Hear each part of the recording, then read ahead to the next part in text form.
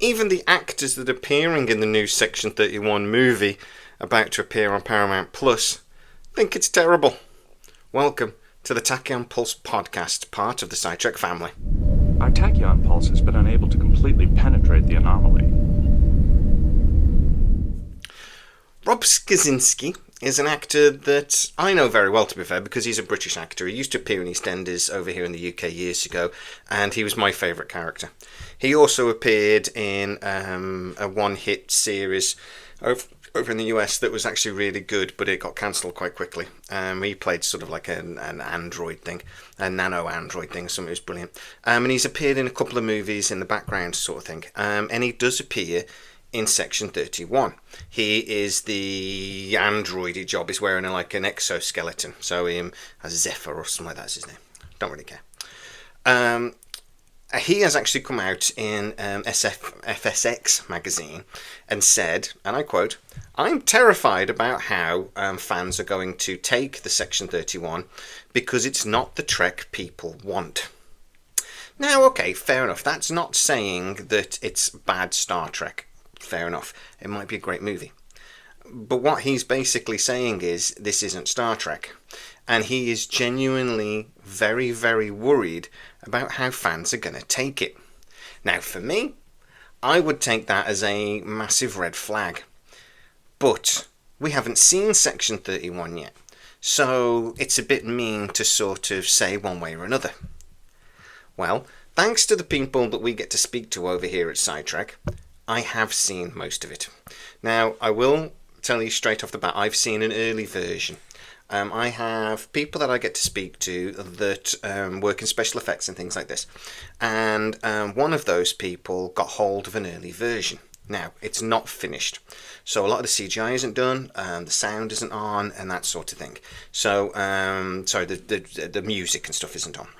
So it's not a complete version. So I'm going to hands up and say now, look, it might be a lot better than what I've seen. I saw through the same source. I got to saw an early version of Alien Romulus, and it was a similar sort of thing. But from what I saw, I knew that was going to be a really good film. Now, yeah, the CGI wasn't done. There was no sound or no music, etc. So you get a lot of the tension in a movie like that from the sound in the background. But I knew it was good. I watched Section 31, the rough edit. 75% of the movie was in this edit that I've seen, including two different endings.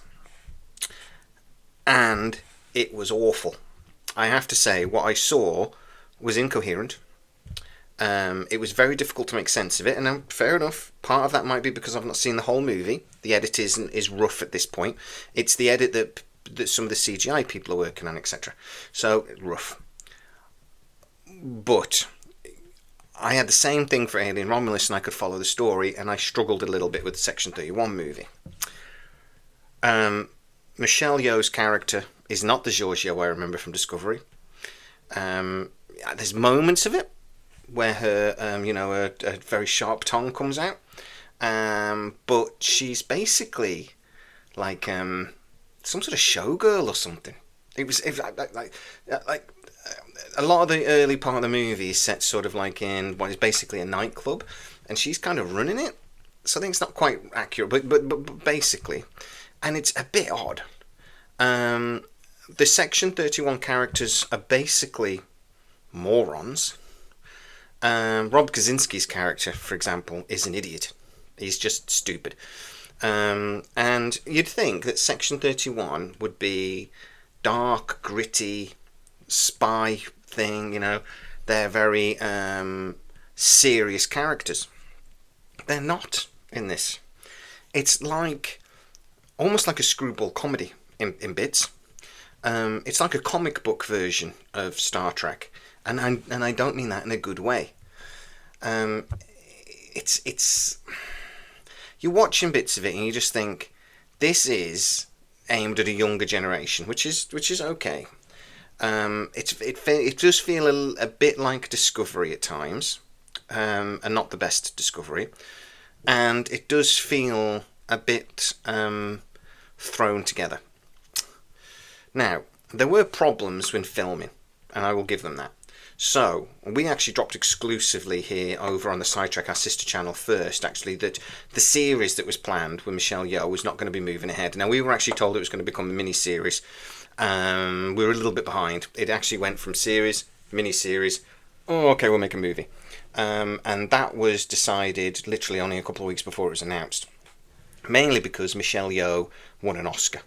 And Paramount actually gave her the option to pull out of the deal because she was contractually obliged to do the Section 31 series when she left Discovery. But she said, no, I want to go ahead with it, but I just can't do the series. I need to do something else. I'm doing Avatar now. I'm doing this, and this. I can't do, a series that's going to take up 8 months. I need to do a movie. It needs to be straight to streaming. I can give you this much time, sort of thing. Now, I hear from, again, the people I get to speak to, that there were a lot of problems on set. Mostly because Michelle Yeoh wasn't there most of the time. So what they had a stand-in. And at any point that the shot was basically the back of Michelle Yeoh's head, that's not Michelle Yeoh. Unless it's basically a close-up on her face, it's not her. It's somebody else in a wig, basically. The other actors just do their bit.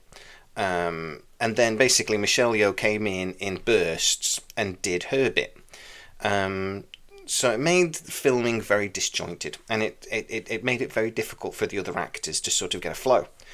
I'm also told that basically made it very difficult for Michelle Yeoh to sort of get into character because she's having to come in and basically just like work for like 12 hours and then go and do something else. So, and to be fair, from what I've seen, it shows a little bit. Michelle Yeoh's performance is not up to her usual standard. We'll put it that way. The special effects are very colourful. It's like it's technical. It's like Batman from the 1960s at times.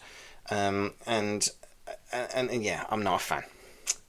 The storyline, I won't go into it too much because I don't want to sort of spoil it for you if you are looking forward to this. But the storyline is not what you'd expect from a Section 31 movie. We'll put it that way.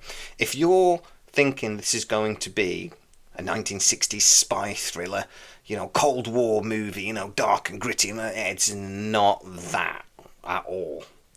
And the reasoning for Michelle Yeoh to even be brought into it is tenuous at best. And which is a massive shame, because out of all of the disappointment of Star Trek Discovery, Michelle Yeoh's Empress Georgiou character was not one of them. Her character, for me, was the best thing about Discovery, by a mile. And the episodes where she was in heavily, I adored. There's a whole bit about when she's blinking when they're in the 32nd century, and she's sort of like, and she's messing with the AI of the android. Oh, I just love that bit. I just thought that was so good. Her character was just phenomenal. So, Rob Kaczynski says this isn't the Trek that Trekkies want. What does he mean by that? Well, obviously I can't crawl into his brain and find out. But basically, I think there's an idea, and he is obviously maybe looked at social media and things, and he's looked at what people are expecting from a Section 31 movie. And it's not complicated, because we're expecting Section 31, a spy organisation. But that's not what we get. It's Technicolor. It's men running through walls in a bionic suit and then falling over. It's almost silly. And that's the problem. Section 31 on Paramount Plus is not going straight to cinema. So we're going to it's going to be difficult to judge how well this movie is received other than by looking on social media, because we will all go ballistic. And I'm hoping the final edit is better than what I saw. Because, an edit can massively change the tone of something. The special effects come in, the music comes in, and all that sort of thing. It can massively change the tone. So I will be watching it when it comes out. And I will be looking forward to watching it because I'm a huge fan of Michelle Yeoh. But I am going into it with reasonable expectations. When this was first announced, I was thinking this was going to be up here. This was going to be Section 31, Michelle Yeoh, Oscar-winning Michelle Yeoh. Paramount were going to throw their weight behind this. Secret Hideout were desperate to do. Alex Kurtzman was like, I get to work with an Oscar winner. And they would really try to do something that they smashed out the park. What seems to have happened, though, is that what we're getting is down here. With kind of what we tend to get with Star Trek nowadays. Whereas expectations are just not met. Now, we still have to go with an open mind, but my expectations are here now. They are average Star Trek. And that's not really what they were hoping to do with Oscar-winning Michelle Yeoh in their first outing of straight-to-streaming movies, which is something they're hoping to do more of in the future with Star Trek. Alex Kurtzman calls this Phase 2 of Star Trek, a new formula. It might be the death of Star Trek, though, because new owners are coming in. And check my previous videos if you haven't already. Those new owners aren't as impressed by Alex Kurtzman as Alex Kurtzman is impressed with Alex Kurtzman. So, maybe if this movie does about as well as we think it's going to do, or has the reaction within the fan base that we think it might have, and that Rob Kaczynski thinks it might have, then that might be the final nail in the coffin for Alex Kurtzman, Secret Hideout, and its relationship with Star Trek. And for me, I'm not sure I'll be that upset about it. The best Star Trek for me has been the Star Trek where Alex Kurtzman has kept his hands off it. Picard Season 3, Lower Decks, even the last couple of seasons of Discovery. Definitely Strange New Worlds when that's good, even though that's like good episode, bad episode, good episode, bad episode. I don't want Star Trek where Alex Kurtzman brings the ideas that he formed for this series when he was doing the J.B. Abrams Kelvin timeline Star Trek, and he drags those ideas into, the current Star Trek series, but demands its primetime universe when it clearly isn't.